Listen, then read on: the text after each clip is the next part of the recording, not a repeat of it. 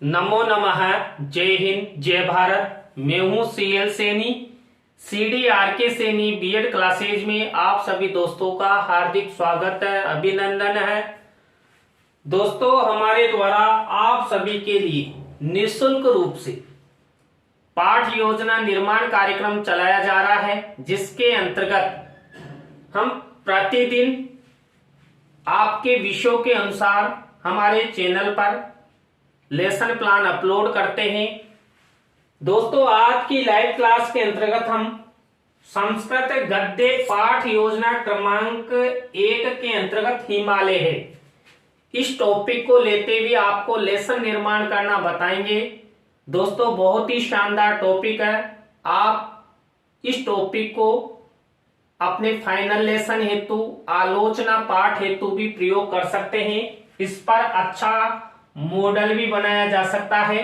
दोस्तों, जब हम संस्कृत पाठ योजना का निर्माण करते हैं तो सबसे पहला कार्य होता है श्यामपट्ट पूर्ति का, जिसके अंतर्गत हम विद्यालय से नाम, कक्षा, दिनांक, विषय, विधा, कालांश का समय और बीच सेंटर में हमारे मुख्य प्रकरण का नाम लिखते हैं। मुख्य प्रकरण को अंडरलाइन करते हैं और इन्वर्टेड कॉमाज में बंद करते हैं।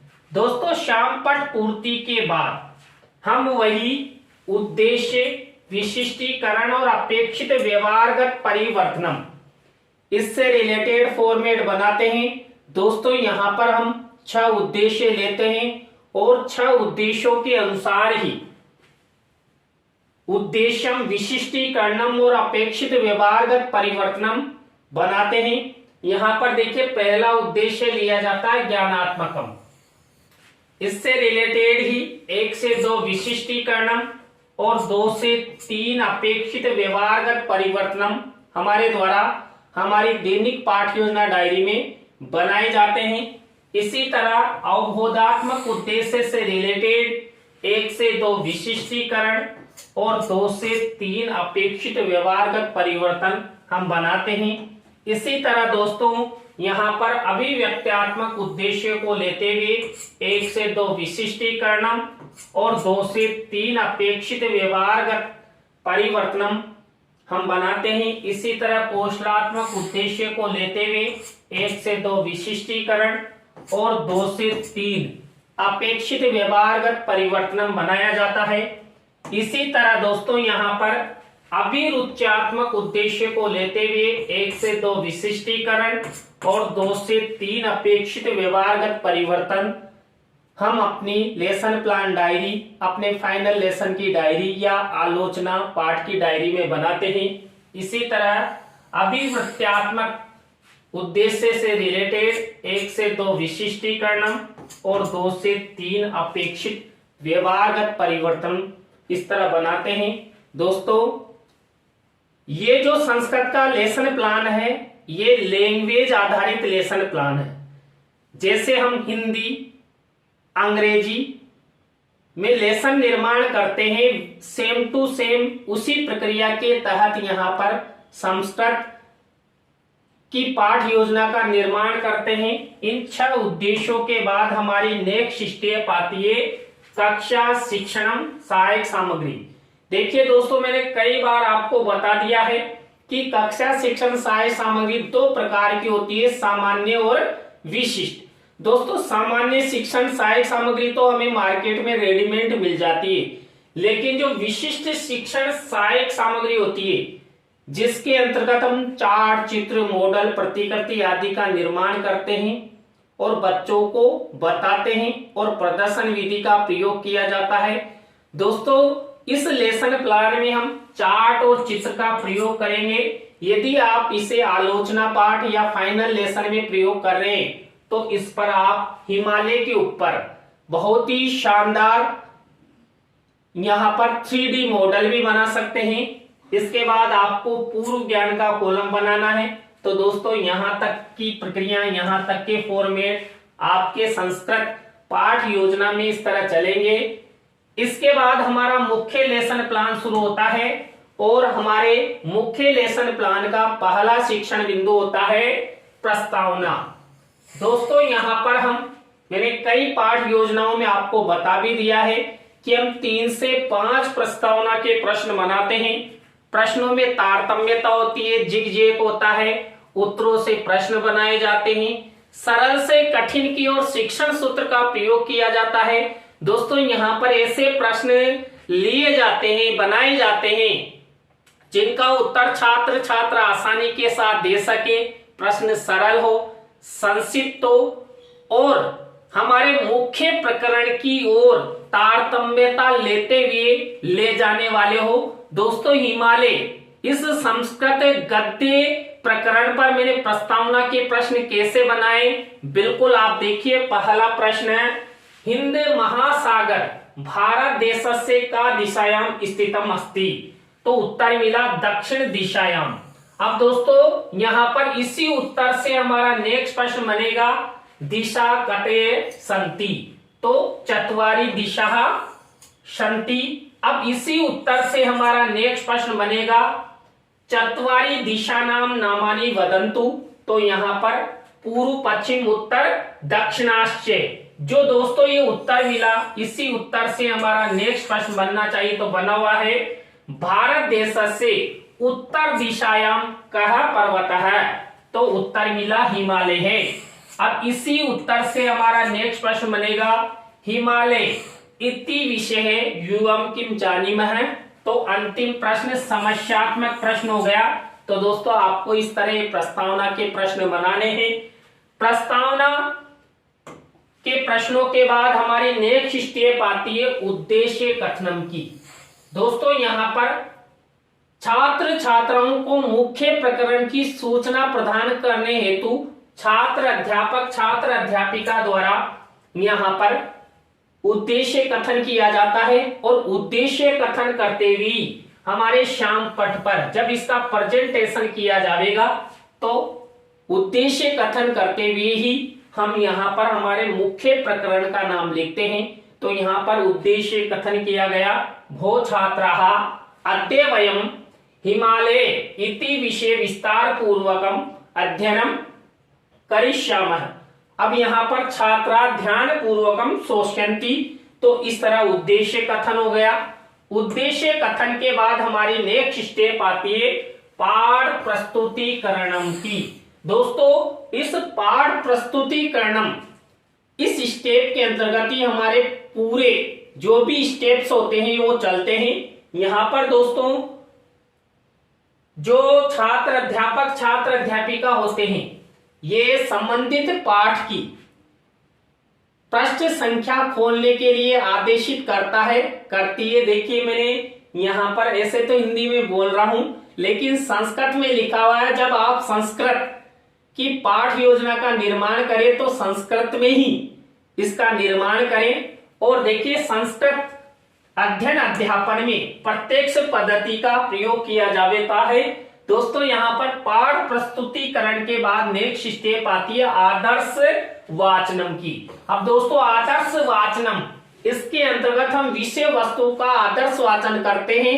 और कौन करता है? छात्र अध्यापक छात्र अध्यापिका। अब देखिए यहाँ पर आपको एक विशेष कार्य करना है। जो शिक्षण सहायक सामग्री का कॉलम है, इसमें आपको एक मिनीचर बनाना है। ये रंगीन मिनीचर है। अब यहाँ पर मैंने बाहर लिख रखा हिमालय विषय वस्तु। अब दोस्तों इसके अंदर यहाँ पर हिमालय इस प्रकरण की विषय वस्तु है। अब यहाँ पर आपको दिखाई नहीं दे रही, नहीं इसलिए नहीं दिखाई दे रही, मैंने लिखने के बाद उसको फोल्ड कर दिया। फोल्ड करके इस तरह शिक्षण सहायक सामग्री के कॉलम में चस्पा कर दिए। अभी आपको विषय वस्तु दिखाई देगी। यहाँ पर देखिए आपको इस तरह ये विषय वस्तु हिमालय की आपको लिखकर उस मिनीचर में लगाना है। अब यहाँ पर आदर्श वाचन के बाद हमारी नेक्स्ट स्टेप आती है अनुकरण वाचनम। अनुकरण वाचनम के अंतर्गत देखिए जो छात्र अध्यापक छात्र अध्यापिका होते हैं, ये छात्र छात्राओं को निर्देश देते हैं कि अभी जैसे मैंने पढ़ा है वैसे ही मेरा अनुकरण कीजिए और जिसको भी मैं आदेश दूंगा वो पढ़ेगा। तो यहाँ पर हिमालय इस विषय वस्तु का अध्ययन छात्र छात्रा करेंगे। किसके निर्देशन में? छात्र अध्यापक छात्र अध्यापिका के निर्देशन में। अब देखिए इसके बाद हमारे 6 नंबर की स्टेप अशुद्धि संशोधनम। दोस्तों अनुकरण वाचन के समय जो छात्र छात्राओं द्वारा अशुद्ध पढ़ा जाता है, गलत उच्चारण किया जाता है, उसका शुद्धिकरण छात्र अध्यापिका द्वारा श्यामपट्ट की सहायता से किया जाता है। अब दोस्तों इस स्टेप में आपको एक विशेष कार्य करना है। यहां पर आपको ब्लैक शीट का मिनिएचर बनाना है और सिल्वर कलर के पेन से इस तरह का फॉर्मेट बनाते हुए एक तरफ अशुद्ध शब्द, एक तरफ शुद्ध शब्द। देखिए ये अशुद्ध शब्द है और छात्र छात्राओं को खड़ा कर करके यहाँ पर शुद्ध शब्दों का उच्चारण करवाया जाता है। तो ये हुई अशुद्धि संशोधन की स्टेप। विशेष आप ब्लैक शीट का मिनिएचर लगाएंगे। इसके बाद हमारी नेक्स्ट स्टेप आती है काठिन्य निवारणम। देखिए काठिन्य निवारणम गद्य पाठ योजना की आत्मा होती है, क्योंकि यहाँ पर जो छात्र अध्यापिका है, ये छात्र छात्राओं को जितने अधिक शब्दों का ज्ञान करवाएगा, छात्र छात्राओं के शब्द भंडार में वृद्धि होगी, वाक्यों को बनाना वो सीखेंगे। दोस्तों यहाँ पर कम से कम 7 से 8 शब्द हमारे द्वारा इस काठिन्य निवारण के समय लिए जाते हैं और ये श्यामपट्ट की सहायता से ही संपादित होता है। देखिए मैंने यहाँ पर काठिन्य निवारण का एक फॉर्मेट बनाया। जब आप लेसन निर्माण करोगे तो इस तरह का फॉर्मेट बनाना है। शब्द और उसका हिंदी अर्थ, विधि प्रविधि और प्रयोगम। देखिए ये शब्द हैं, इनका हिंदी अर्थ बताया गया है और कौन सी विधि से यहाँ पर बच्चों को बताया जा रहा है और उनका यहाँ पर प्रयोग भी किया गया है। तो दोस्तों ये हुआ काठिन्य निवारणम। काठिन्य निवारण बहुत ही अच्छा होता है, अधिक से अधिक बच्चों को बताना चाहिए। इसके बाद हमारी नेक्स्ट स्टेप आती है सारांश कथनम की। दोस्तों यहाँ पर ये सारांश कथनम की स्टेप है और यहाँ पर भी एक विशेष कार्य किया गया मिनिएचर का। यहाँ पर देखिए शिक्षण सहायक सामग्री के कॉलम में हिमालय इस पाठ का सारांश बताया गया है। अब सारांश कथनम 2 प्रकार से किया जाता है, एक तो चित्र के माध्यम से और एक ऐसे ही टीचर विषय वस्तु का व्याख्यान बोलकर कर देता है। तो देखिए मैंने चित्र भी लगाया और उसकी विषय वस्तु भी यहाँ पर लिखी हुई है सारांश कथन की। आपको इस तरह मिनिएचर लगाना सारांश कथन में। देखिए यहाँ पर ये सारांश कथन है, किसका है? हिमालय पाठ का। जो अभी हमने आदर्श वाचन के समय हिमालय पाठ की विषय वस्तु ली थी, उसका कुछ ही पंक्तियों में यहाँ पर ये सारांश कथन किया गया है। सारांश कथन के बाद हमारी नेक्स्ट स्टेप आती है बोध प्रश्न। देखिए दोस्तों बोध प्रश्न पूछे जाते हैं जो हमने आदर्श वाचन अनुकरण वाचन के समय जो विषय वस्तु ली थी। अब यहाँ पर हमने हिमालय पाठ की विषय वस्तु ली थी, उसी विषय वस्तु में से ये बोध प्रश्न बनाए जाते हैं मेरे द्वारा भी। देखिए उस विषय वस्तु में से ये बोध प्रश्न बनाए गए, आपको भी इसी तरह, चाहे आप हिमालय नहीं कोई सा भी टॉपिक ले। देखिए ये लेसन प्लान ही आपके फॉर्मेट का कार्य कर रहा है, आप कोई सा भी लेसन प्लान बना सकते हैं। कुछ चेंजेज हैं उसके बाद आप बना सकते हैं। इसके बाद नेक्स्ट स्टेप आती है मौन वाचनम की। देखिए मौन वाचन किया जाता है छात्र छात्राओं द्वारा। निर्देश कौन देता है? छात्र अध्यापिका। तो आपको ये मौन वाचन की स्टेप इस तरह बनानी है। इसके बाद हमारी नेक्स्ट स्टेप आती है विचार विश्लेषणात्मक प्रश्न। देखिए यहाँ पर विचार विश्लेषणात्मक प्रश्न छात्र छात्राओं के विचार शक्ति को उत्पन्न करने के लिए बनाए जाते हैं। आपको भी इसी तरह विचार विश्लेषणात्मक प्रश्न बनाने हैं। इसके बाद हमारी नेक्स्ट स्टेप आती है यहाँ पर कौन सी? मूल्यांकन प्रश्न। देखिए मूल्यांकन प्रश्नों के अंतर्गत हम 3 प्रकार के प्रश्न बनाते हैं। वस्तुनिष्ठ प्रश्न, रिक्त स्थानानां पूर्ति और एक पदेन उत्तरतः। इस तरह आपको यहाँ पर 3 प्रकार के प्रश्न निर्माण करते हुए प्रत्येक प्रकार के प्रश्न में इस तरह आपको 2-2 प्रश्न बनाने हैं। प्रत्येक प्रकार के प्रश्न में हमने दो दो प्रश्न बनाए, तो कुल टोटल 6 प्रश्नों का निर्माण आपको करना है। और ये निर्माण करना ब्लैक शीट के मिनीचर पर। देखिए मैंने भी ब्लैक शीट के मिनीचर पर ये मूल्यांकन प्रश्न बनाए। दोस्तों यदि आप इस टॉपिक को फाइनल लेसन या आलोचना पाठ के समय प्रयोग कर रहे हैं, तो इन प्रश्नों को हम क्या करते हैं, जो हमारा लपेट श्याम फलक होता है ना, उस पर भी लिखकर प्रेजेंटेशन के समय लेकर जाते हैं। अब यहाँ पर मूल्यांकन प्रश्नों के बाद हमारी नेक्स्ट स्टेप होती है गृह कार्यम की। दोस्तों यहाँ पर गृह कार्यम, इस स्टेप के अंतर्गत हम एक निबंधात्मक प्रश्न छात्र छात्राओं के लेखन कौशल के विकास हेतु दे देते हैं। तो दोस्तों ये हुई आज की संस्कृत गद्य पाठ योजना क्रमांक 1 और टॉपिक था हिमालय। दोस्तों आज की पाठ योजना आपको कैसी लगी कमेंट्स में हमें जरूर बताएं।